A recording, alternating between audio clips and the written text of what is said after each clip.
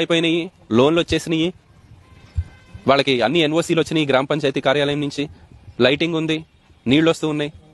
వారం రోజులు అవుతుంది సార్ వాళ్ళ ఇల్లు చూపిద్దామని నేను ఇక్కడికి వచ్చాను.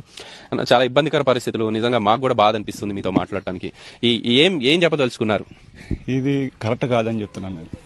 ఓకే, ఒకటి నిలబెట్టడం చాలా కష్టం, పడగొడతాం. ఒక్క నిమిషం, ఒకే ఒక్క నిమిషం, ఒక్క నిమిషం. 3 సంవత్సరాల సంధి, 3 సంవత్సరాల సంధి, రూపాయి అన్నీ ఉన్నాయి. లేనంటే ఏమి లేవు, అన్నీ ఉన్నాయి. ఏమి లేవు నా దగ్గర. ఇచ్చేది వాళ్ళు, కూల్చేది వాళ్ళు, చంపేది కూడా వాళ్ళైతే బాగుండు. చంపేయండి, వదిలిపోద్ది. మాకు తెలియదు కదా, గవర్నమెంట్ వాళ్ళే మాకు పర్మిషన్ ఇచ్చారు, గవర్నమెంట్ వాళ్ళే మాకు అన్ని A to Z అప్రూవల్ చేశారు. 3 సంవత్సరాల సంధి, 70-80 లక్షలు ఇంకా అప్పు ఉంది నాకు దగ్గర. ఎలా